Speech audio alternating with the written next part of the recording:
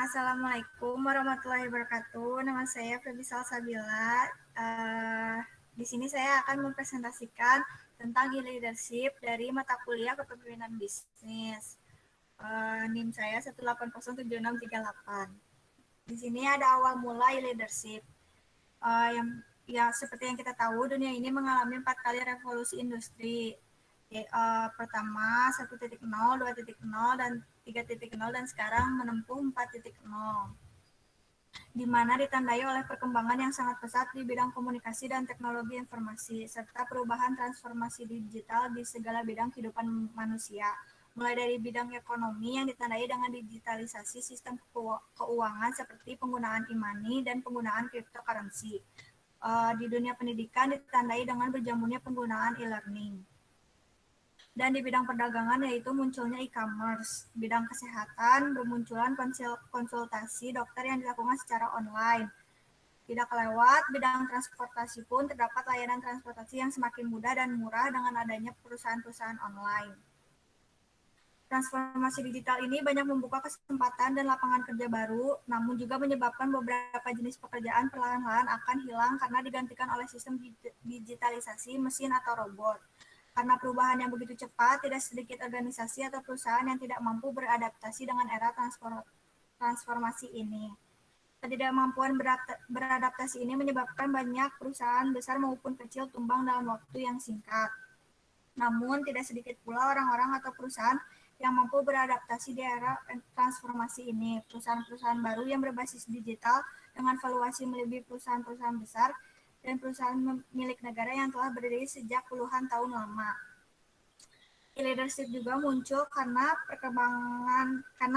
e-informant. E-leadership adalah hasil logis dari lingkungan e-work yang dibawa oleh perkembangan teknologi informasi dan integrasi dalam proses organisasi.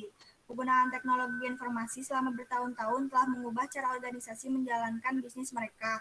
Hasilnya bentuk organisasi baru atau organisasi virtual atau organisasi jaringan telah muncul. Dengan demikian antar muka antara pemimpin dan pengikut telah berubah.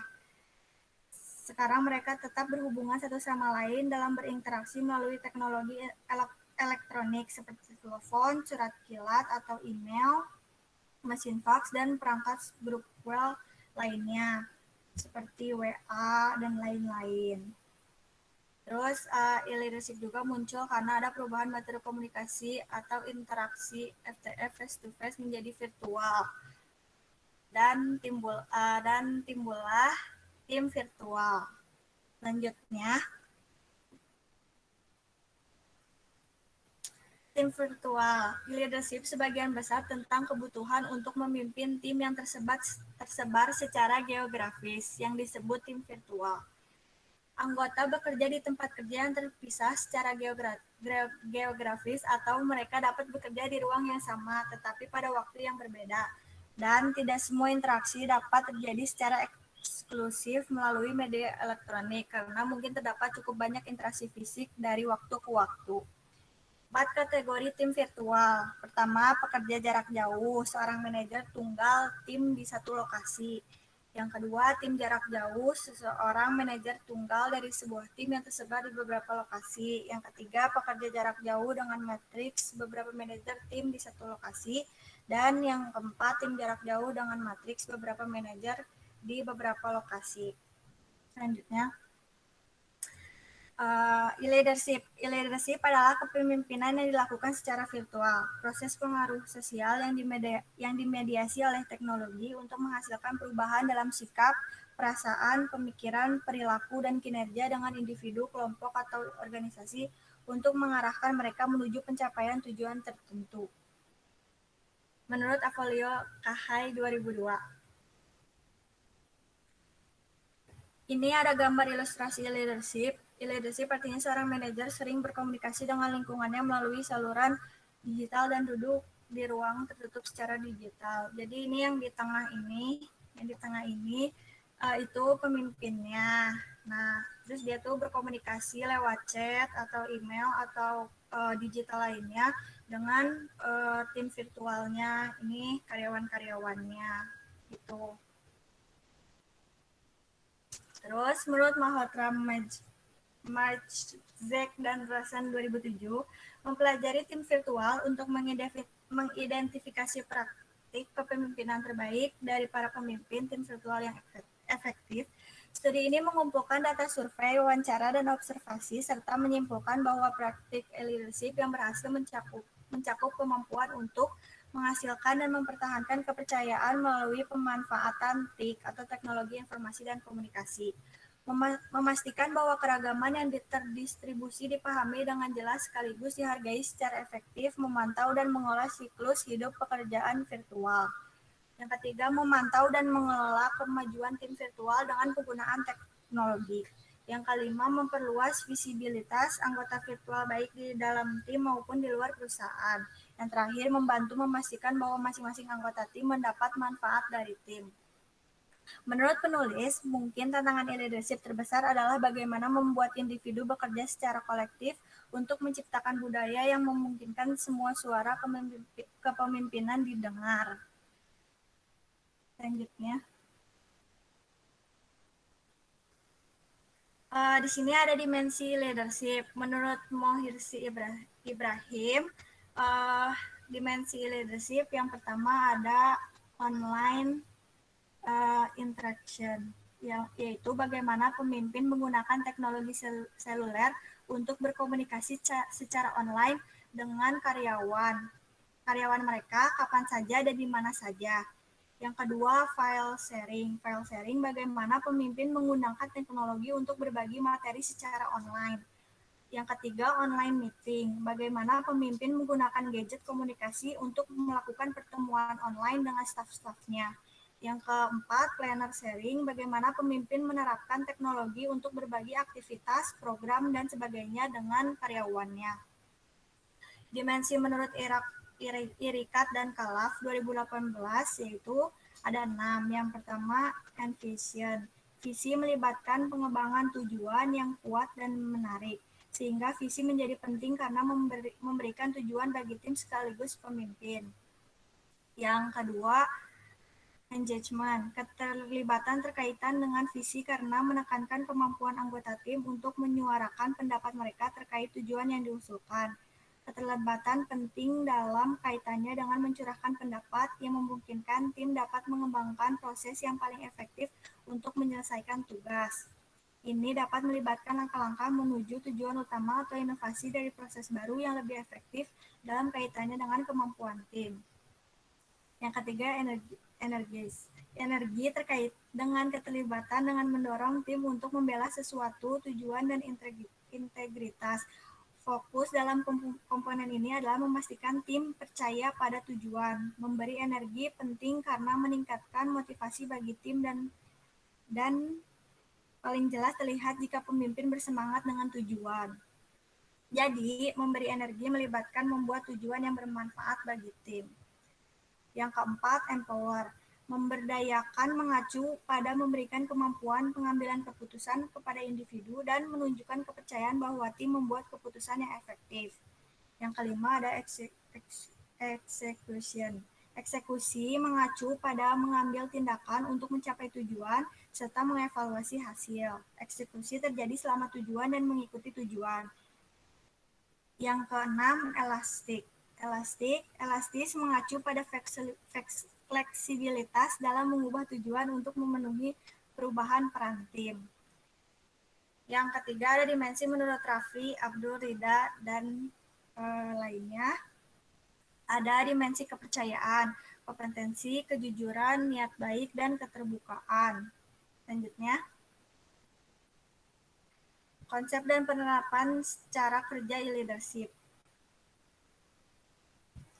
Yang pertama ada perencanaan. Perencanaan merupakan fungsi dan tugas pertama seseorang manajer sebagai pemimpin. Perencanaan merupakan suatu arah tindakan yang telah ditetapkan terlebih dahulu. Edi Sutana mendefinisikan rencana sebagai penggabungan antara tujuan yang hendak dicapai dan kegiatan-kegiatan yang perlu dilaksanakan untuk mencapai tujuan tersebut. Membuat perencanaan yang baik dapat dilakukan dengan cara memahami dan menerapkan konsep dan cara kerja leadership. Konsep dan penerapan cara kerja leadership dalam kegiatan perencanaan adalah suatu konsep pembuatan dan penggunaan teknologi informasi yang dapat mendukung perumusan dan pembuatan perencanaan seorang manajer. Konsep cara kerja e-leadership pada kegiatan perencanaan diterapkan dengan menciptakan sebuah model sistem perencanaan yang dijalankan oleh komputer. Yang kedua, pengorganisasian. Konsep dan cara kerja e-leadership dapat diterapkan pada kegiatan pengorganisasian dengan cara menciptakan atau menggunakan beberapa paket software yang telah digunakan untuk mengelola sumber daya. Penerapan konsep dan cara kerja e-leadership pada kegiatan pengorganisasian juga dilakukan oleh manajer dengan cara memadukan prinsip konektivitas dan cara kerja web. Jadi kerjanya melalui web. Yang ketiga, ada pengarahan dan pendelegasian.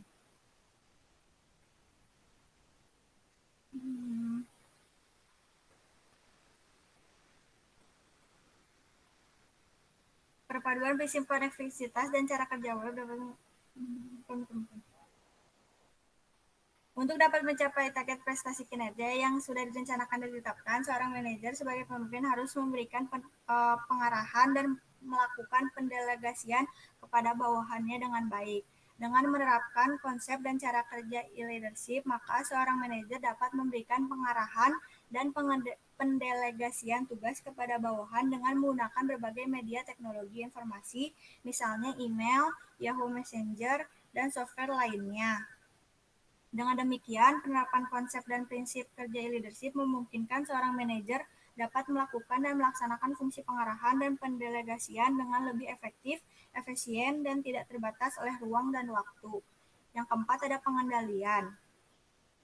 Melalui pengendalian, seorang manajer sebagai pemimpin dapat menggambarkan suatu perbandingan antara kinerja nyata dengan kinerja yang direncanakan.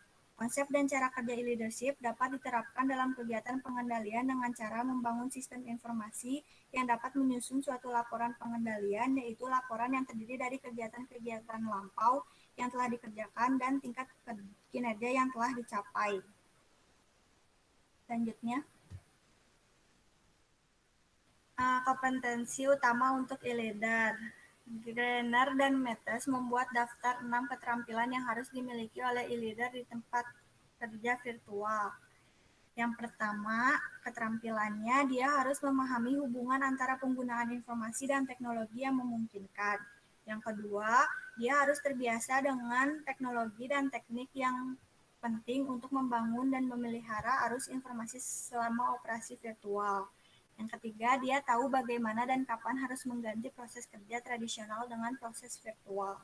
Yang keempat, dia harus bisa menghitung nilai teknologi elektronik.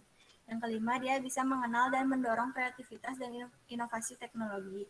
Yang keenam, kompetensi e-leader adalah bereksperimen dengan ide-ide sehingga dia tidak boleh ragu-ragu dalam bereksperimen dengan ide-ide baru dan implementasinya.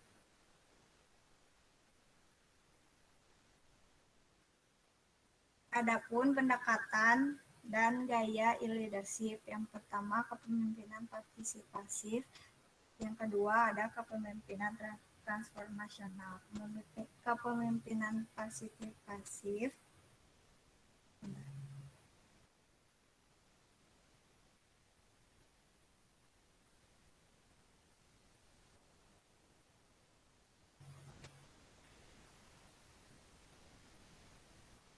lanjut aja. Tantangan memimpin virtual. Menurut Cook 2010, pemimpin dalam lingkungan virtual memiliki tanggung jawab dasar yang sama dengan pemimpin tatap muka, seperti mengatur dan memotivasi tim, memantau kemajuan dan mengembangkan anggota tim, terutama karena teknologi memungkinkan seseorang untuk bekerja dari mana saja. Pemimpin elektronik menghadapi tantangan tambahan seperti memantau dari jarak jauh, membangun tim yang diambil dari budaya yang berbeda, memotivasi pengikut, menjawab pertanyaan, meningkatkan fleksibilitas untuk menghadapi perubahan teknologi yang cepat, dan mengembangkan keterampilan teknis seperti mempelajari cara menggunakan teknologi untuk memfasilitasi kepemimpinan. Keterampilan komunikasi yang ditingkatkan diperlukan untuk membangun kepercayaan, kedekatan, dan memastikan pesan tidak salah diartikan sehingga membutuhkan lebih sering komunikasi dan kerja ekstra. Akhirnya sulit untuk membangun ikatan yang erat ketika dipisahkan oleh ruang dan waktu, sehingga e-leader memiliki peran penting dalam pengembangan hubungan di tim virtual. Selanjutnya,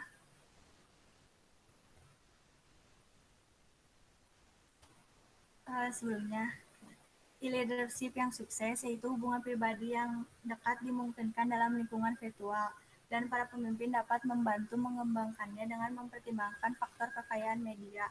Dalam memilih mode komunikasi, para pemimpin ini harus mempertimbangkan kapasitasnya untuk memberikan umpan balik segera, ketersediaan personalisasi, variasi bahasa. Untuk tujuan ini, para pemimpin perlu mempelajari kejelasan dan interaktivitas media untuk membuat kehadiran mereka terasa secara positif. Avolio dan Kahai 2002 menyebutkan bahwa e-leadership yang sukses melibatkan keseimbangan yang tepat antara metode tradisional dan metode baru, menghindari kesalahpahaman dengan mengkomunikasikan niat secara hati-hati dan jelas kepada pengikut, menggunakan teknologi untuk menjangkau orang lain dengan cara responsif, dan menggunakan teknologi untuk menghadapi keragaman tenaga kerja yang lebih besar.